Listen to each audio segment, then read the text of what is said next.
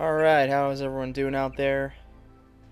Yeah, I was watching the videos I was making of the Deus Ex run, and yeah, it was pretty boring, and I'm not that entertaining. Not in the Kia Koska sense. I don't have that lovely British accent, so I figured, you know what? Heads up, JC. Better yet, why why don't I do the run in segments? That way, if I do a shitty job, well, it also prevents me from loading every 5 seconds. Now I'm trying to do large segments. I actually got through the whole first bit without having to do any reloads during the mission. And there's more of an emphasis on speed, less on exploration. Welcome to the coalition. And the goal's the same. Try to prevent any detections, any casualties. Skill points, I'm still going to try to collect a lot of the optional skill points. I'll skip some. I'm probably not going to do, like, in NYC, there's the MJ-12 base in the sewer. I'm not going to get the guy's buddy out, I forget his name. You know, the guy in the lab, the scientist. It's just too much of a pain in the ass to get out there undetected and not reloading. If I was reloading every 5 seconds, yeah, no problem, but the whole point of this is, you know, I shouldn't need to reload every few seconds. This is more about planning and just making good choices about where to go, what to do. Not really an entertainment run, just to see if it can be done. Anyway, so as you can see, for this first level, I'm just bypassing everything. I do want to get the skill points for talking to the guy on the south dock. I'm like, names are escaping me. I think that's what happens when you record at 2 in the morning. I'm not sure if the skill points are still available once you complete the primary objective, so I'd rather not take the chance. So I go there first. And yeah.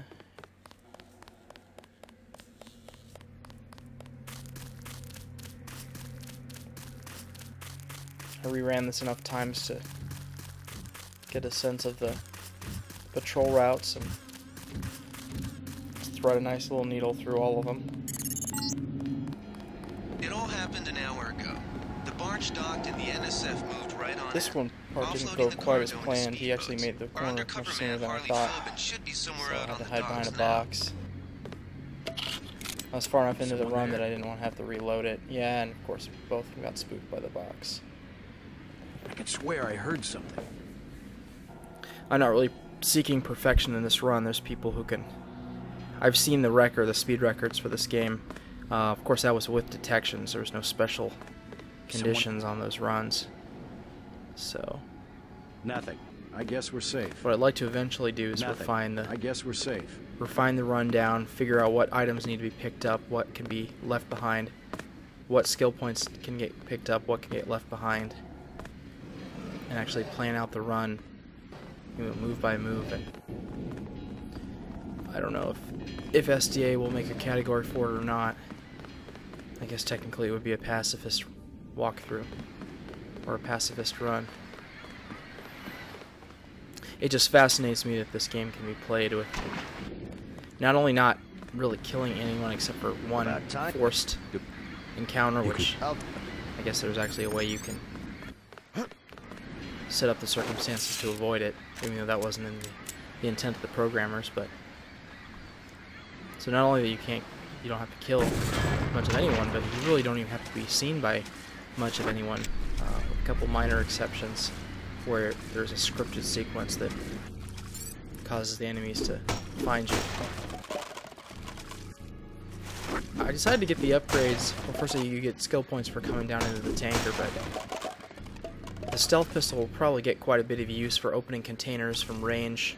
You know, you can break containers, set off lambs, set off proximity triggers,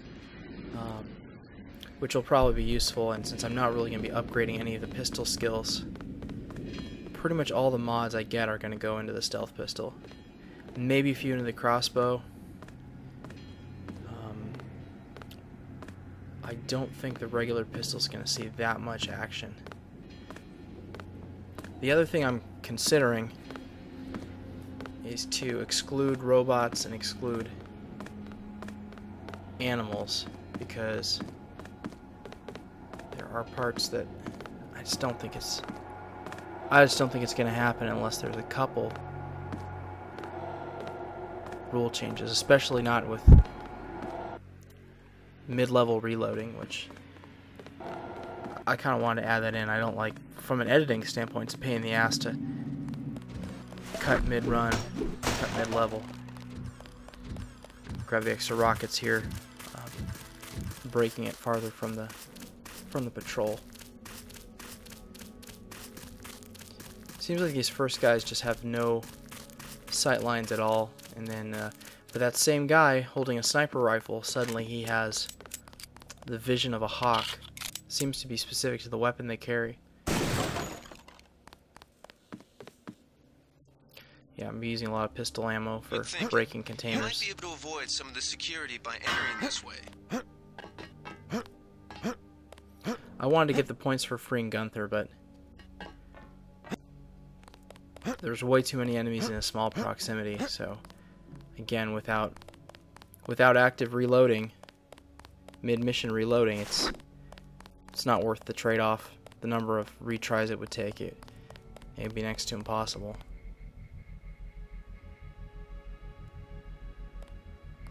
Never really trust the range on those guys.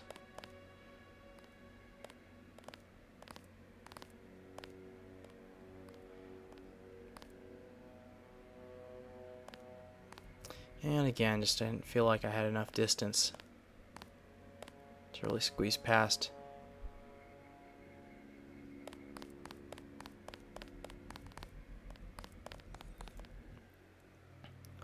Most of the loot stays on the ground once the commander up top is captured. All the enemies from the map are removed, but some of the things like the proximity mines, I believe, get removed. I could be mistaken. I know for sure the beams, the sensor beams, all go down, and obviously all the alarm systems are disabled. The cameras still run, but they're like friendly cameras. They don't care that you're there. They change faction, so to speak. So everything goes fine here.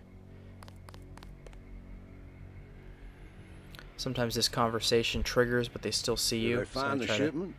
Yeah, we got stay in their blind spot as long as possible. Good. You're nearing the command center. Agent Her the ground floor, but we can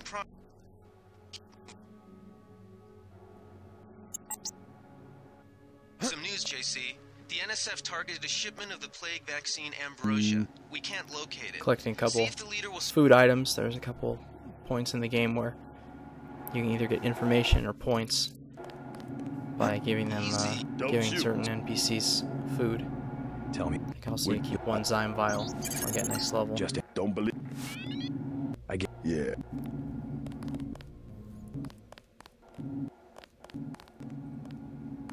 The chief Flares are being picked up because they are nice distraction devices if something doesn't go quite right. And I'm grabbing the PS20 to set off an explosive barrel. It just takes a lot less time to... You don't have to focus the aim like you do with the pistol and wait for the crosshairs to close in. It's probably not that much of a time saver, but... Oh, what the hell. PS20 is a fun weapon. It's like a plasma pistol in your pocket. Going back for the TNT.